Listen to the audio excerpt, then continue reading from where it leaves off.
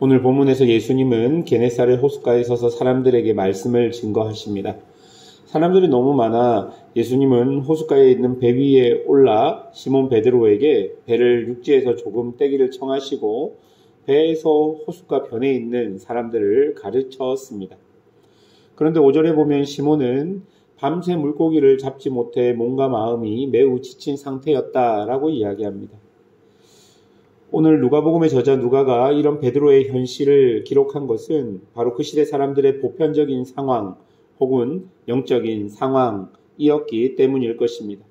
아무리 수고하고 노력해도 채워지지 않는 현실적인 갈급함, 영적인 모습들, 성전이 있고 여전히 하나님의 약속하신 메시아를 기다리고 있지만 현실은 로마 식민지로 부당한 세금과 하나님을 보여주지 못한 종교 지도자들로 인하여 밤새 수고하여도 채워지지 않는 그물처럼 결핍과 좌절이 지금 베드로와 그 시대 사람들이 맞이하는 현실일 것입니다. 그런 현실적 실존 앞에, 상황 앞에서 예수님은 베드로에게 말씀하신 것입니다. 4절을 보십시오. 시몬에게 이르시되 깊은 데로 가서 그물을 내려 고기를 잡으라. 여러분, 사실 이 말씀은 현실에 맞지 않는 요청입니다. 이미 고기가 잘 잡히는 밤이 맞도록 그물질을 했는데도 고기는 없었습니다. 그런데 이 낮에 무슨 고기가 잡히겠습니까? 그러나 베드로는 자신의 경험과 예상을 뛰어넘는 그 명령에, 그 말씀에 의지하여 그물을 다시 내리게 됩니다. 그리고 6절에 고기가 심히 많이 잡혔다라고 기록합니다. 이것이 바로 베드로가 했던 영적인 경험입니다. 말씀이 자신의 삶을 통해 성취되는 경험, 바로 그것을 베드로가 하게 되는 것이죠. 그 이후에 베드로의 반응이 어떻습니까? 8절 보십시오.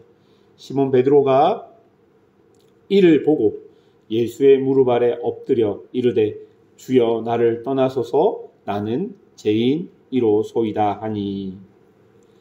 말씀을 의지하여 그 말씀이 성취되어서 자신을 뛰어넘는 경험을 한 사람들, 오늘 본문의 베드로는 하나님 앞에 무너지게 되는 것이죠. 그리고 예수님에 대한 인식이 변화됩니다. 5절을 보시면 예수님을 선생님이라고 불렀는데 8절에서는 예수님을 주님으로 부르고 있는 것이죠. 여러분, 이 주님이라는 호칭은 주인이라는 의미입니다. 그저 유력한 선생님이었던 예수님이 이제 내 삶에 직접적으로 간섭하고 영향을 주는 주인이 되어 주십시오라는 의미로도 해석할 수 있다는 것입니다. 또한 베드로는 자신이 죄인인 것을 자각합니다. 즉 자신에게 아무런 소망이 없음을 고백하게 되는 것이죠. 절대자의 존재 앞에 인간은 언제나 무력하고 연약하고 비참하고 초라해질 수밖에 없는 모습을 베드로를 통해 우리는 볼 수 있습니다. 인간 그 누구도 아무것도 감출 수 없는 하나님 앞에 섰을 때 당당하게 하나님, 저는 꽤 잘 살아왔습니다 라고 말할 수 있는 사람은 아무도 없을 것입니다. 인간 그 누구도 그럴 수 없는 것이죠. 그렇게 자신에 대한 소망 없음이 인정되고 발견될 때, 그때 우리에게는 우리의 진정한 소망 대신 예수님이 드러나게 되는 것입니다. 이런 베드로에게 예수님이 말씀하십니다. 10절 하반절을 보십시오. 예수께서 시몬에게 이르시되 무서워하지 말라. 이제 후로는 내가 사람을 취하리라 하시니. 여러분, 여기서 취하리라라는 이 단어, 살려서 붙잡다라는 의미입니다. 그러니까 베드로에게 예수님이 사람을 취하라라고 하신 말은 자신과 똑같은, 베드로 자신과 똑같은 절망적인 현실과 실존 속에 있는 사람들을 예수님으로 인한 소망을 주라라는 의미입니다. 즉 생명을 전하는 자가 되어라 라는 의미일 것입니다. 예수님은 베드로에게 자신을 닮아 자신과 같은 삶을 살아가라고 이야기하고 있는 것이죠. 그리고 11절에 보면 베드로는 모든 것을 버려두고 예수를 따르게 됩니다. 여러분, 왜 이 글의 저자는 모든 것을 버려두고 라고 표현할까요? 여러분, 삶의 우선순위가 바뀌었다는 의미입니다. 왜냐하면 예수님을 닮아서 예수님과 같은 삶을 이 땅 위에서 살기 위해서는 우리가 가장 먼저 해야 하는 것이 바로 내 삶의 주인을 바꾸는 것이고, 이 주인을 바꾼다는 것은 내 삶의 우선순위가 바뀐다는 것입니다. 예수님이 정말 나의 주인이 되었다는 것은 내 삶에서 무엇이 중요하냐를 보면 알 수 있는 것이죠.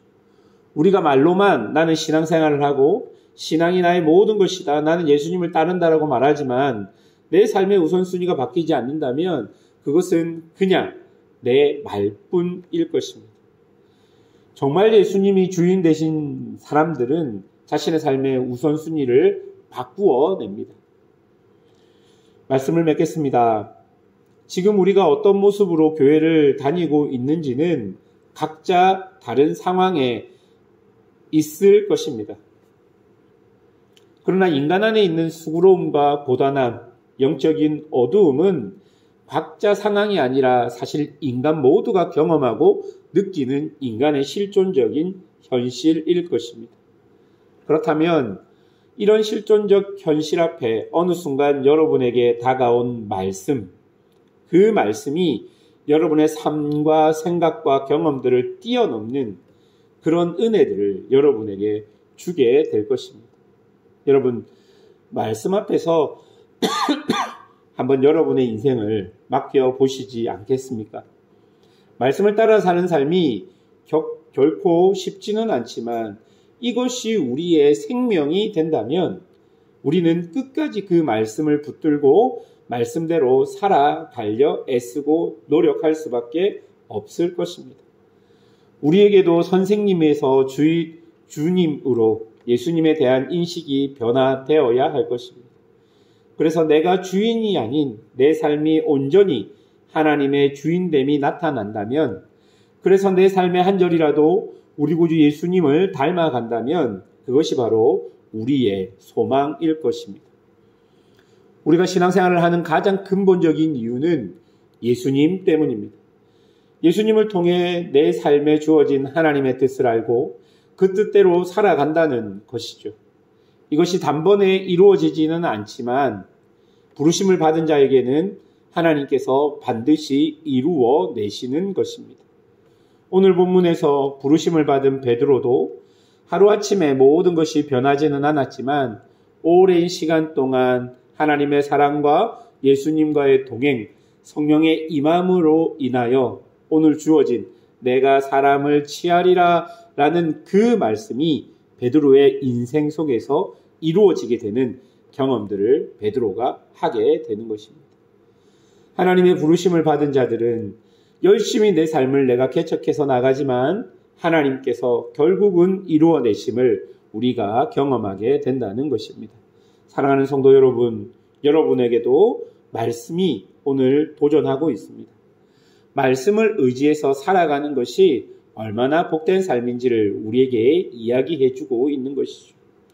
우리의 경험과 현실을 뛰어넘는 말씀의 역사를 우리의 삶에서 경험하는 것, 그것을 통해 점점 우리의 삶의 주인이 우리가 아닌 하나님으로 살아갈 수 있게 되는 것, 그리고 그 하나님으로 통해 참된 평안과 만족을 누릴 수 있는 것, 바로 그것이 오늘 본문이 우리에게 베드로의 부르심의 장면을 보여주며 너희도 그 부르심에 합당한 삶을 살아가라고 이야기하는 것이 아닐까 생각해 봅니다.